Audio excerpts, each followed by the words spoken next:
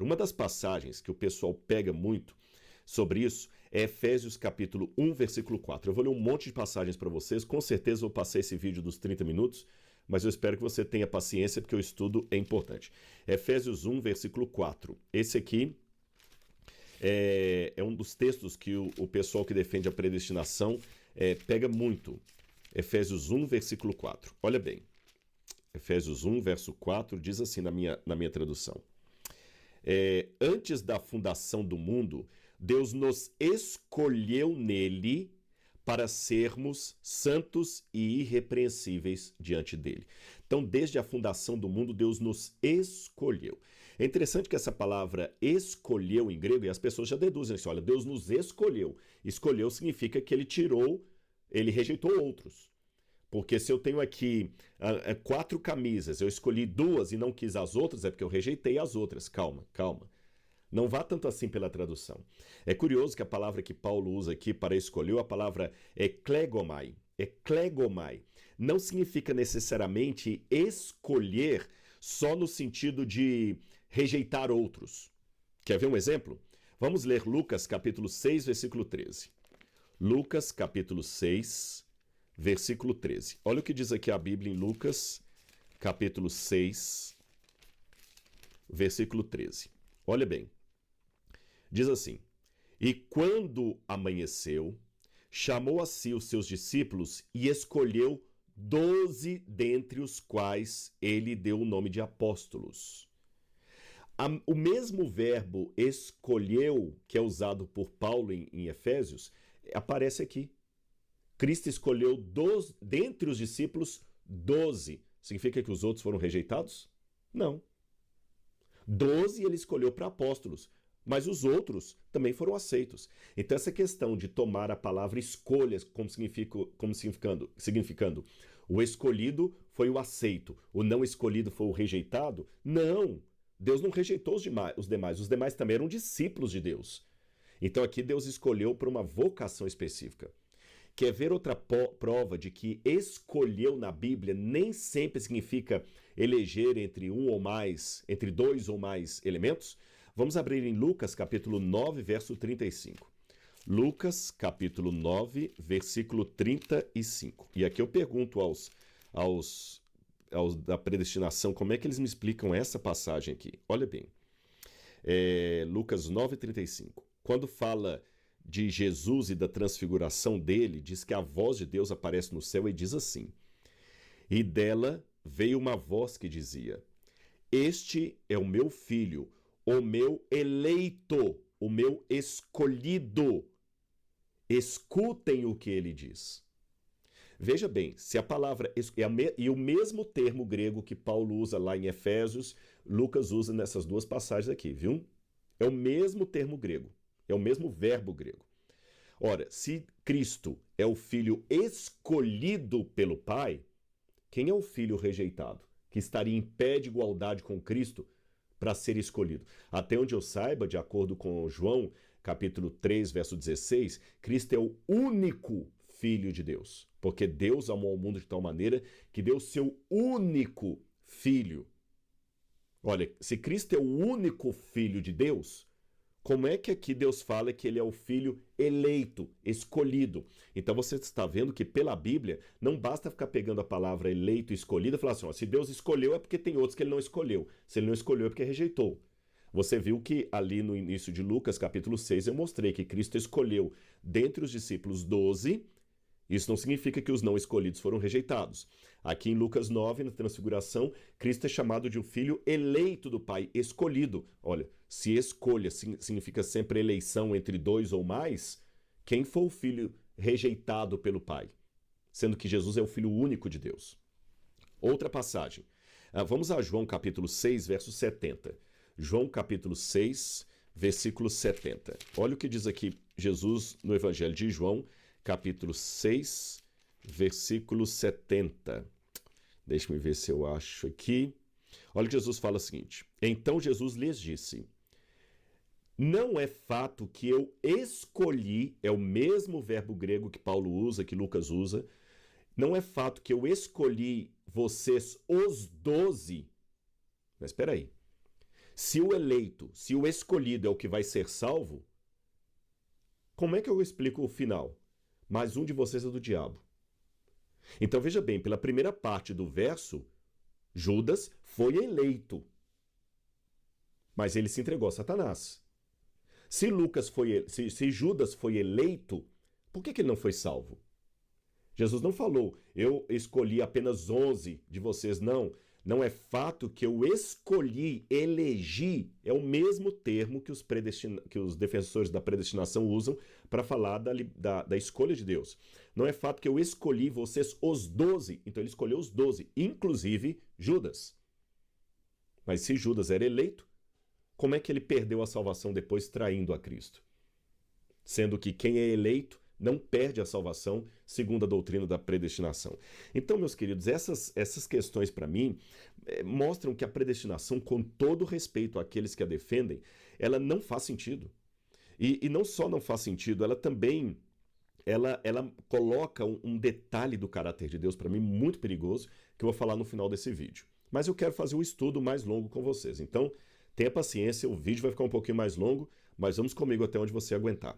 Quer ver outro texto que para mim também acaba me impedindo de concordar com a predestinação como sendo eleição?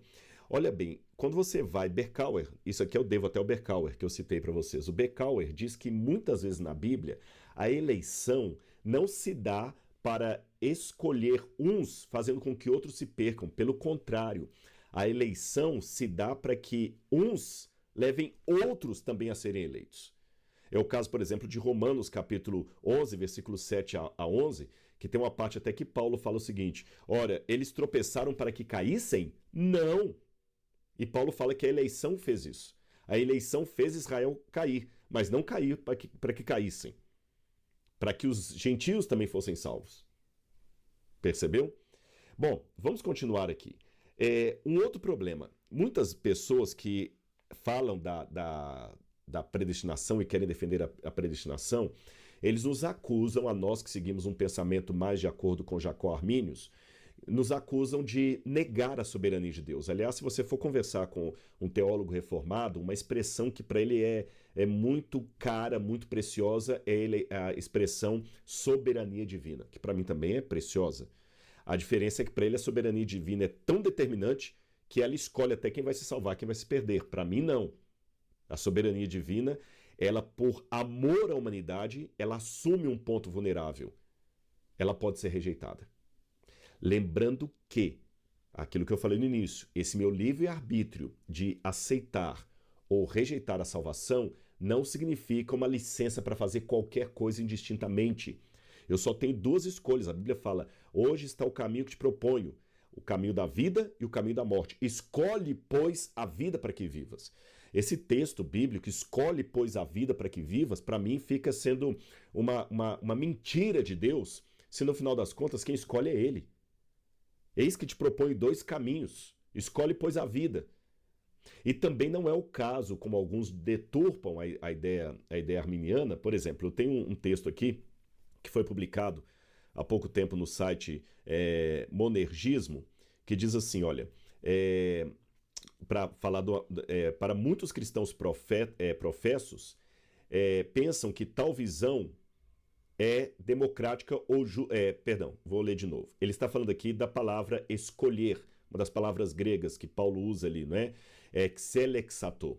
E ele fala que muitos cristãos, muitas igrejas evangélicas, têm evitado ou redefinido essa palavra, porque se Deus escolheu alguns, isto é, alguns em Cristo, então, por implicação lógica, outros não foram eleitos. Isto é, eles foram abandonados por Deus para perecerem seus pecados, porque muitos cristãos professos não pensam que tal visão é democrática ou justa. Eles viram essa passagem de cabeça para baixo e ensinam que Deus escolhe somente os homens que primeiro o escolheram. Não é nada disso. Não é nada disso. Não é questão que Deus escolheu aqueles que primeiro o escolheram. Não. Jesus fala, não foi vocês que me amaram primeiro a mim, eu que amei primeiro a vós, eu que vim a vós, que escolhi a vós. A questão para mim é que Deus, na sua onisciência, escolheu todos para a salvação. Eu vou mostrar isso aqui na Bíblia. A vontade de Deus é que todos fossem salvos. Aí alguns vão falar assim, não, não, não, mentira sua. Você tem que pontuar a soberania de Deus. Se um homem se perde, mesmo crendo que Deus o salva, olha o que diz o argumento calvinista. Se um homem se perde, mesmo Deus querendo que ele fosse salvo, a vontade desse homem é soberana sobre a vontade de Deus. Isso é pecado, é heresia. Então, para enfatizar a soberania divina, eles dizem que é Deus que escolhe. Nunca pode ser o indivíduo. Porém, como é que você ficaria com esses textos aqui? Veja bem o que diz 2 Pedro capítulo 3, versículo 9. O Senhor não retarda a sua promessa, ainda que a muitos a julguem demorada.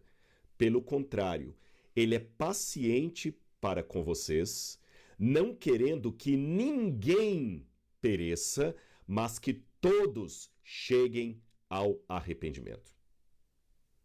Então agora eu faço uma pergunta para quem enfatiza tanto a soberania divina. A Bíblia fala que a soberania, que o desejo de Deus é que ninguém se perca, mas que todos cheguem ao arrependimento.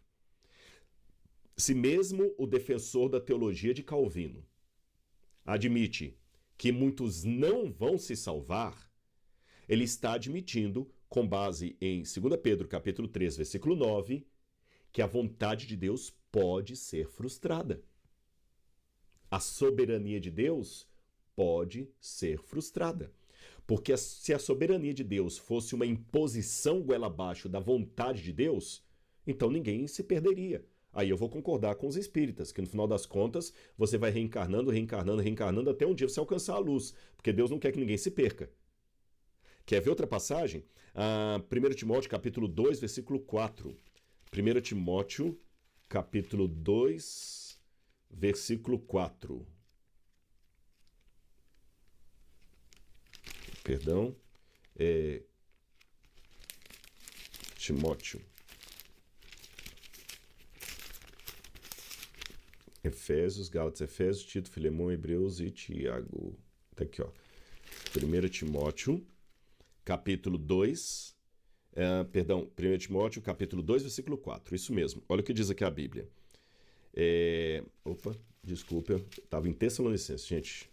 1 Timóteo 2, versículo 4. Vamos ler aqui com calma. Diz aqui, olha. Deus, eu vou ler o 3 também. Isso é bom e aceitável diante de Deus, nosso Salvador, que deseja que todos sejam salvos e cheguem ao pleno conhecimento da verdade. Tá bem? E fala que Cristo deu a si mesmo em resgate por todos. Aí aqui eu começo a fazer uma pergunta sobre a soberania de Deus. Se Deus deu a Cristo em resgate por todos, e Deus deseja, de acordo com 1 Timóteo 2,4 e 2 Pedro 3, verso 9, que todos sejam salvos, então por que alguns se perdem? E se você disser que é Deus que escolhe quem vai se salvar, quem vai se perder, aí então você está dizendo que Pedro e Paulo estão mentirosos, porque eles disseram que Deus quer que todos se salvem. Mas Calvino diz que Deus quer que alguns se salvem. Eles até usam uma analogia, Deus não é obrigado a salvar a todos, e eu concordo, Deus não é obrigado a salvar a todos. E eles começam até a comparar. É como um casal que chega num orfanato e tem várias crianças órfãs ali, mas eles adotam apenas um e deixam os outros para lá. Gente, essa visão de Deus para mim é tão perigosa, tão perigosa. Além de perigosa, ela é antibíblica. Porque Paulo e Pedro deixam bem claro aqui que Deus quer que todos se salvem. Oi Fibra, tocar música maromba. Entendi. Liberando playlist toda natural. Oi Fibra, liberar série maromba. Liberando treino bumbum na nuca. Oi Fibra, ligar ar-condicionado. Entendi. Mas você não tem ar-condicionado Smart. Oi Fibra, então libera uma promoção daquelas, vai. Promoção Sua Casa é Outra Casa com Oi Fibra. Assine e concorra a um kit com produtos Smart para deixar sua casa conectada.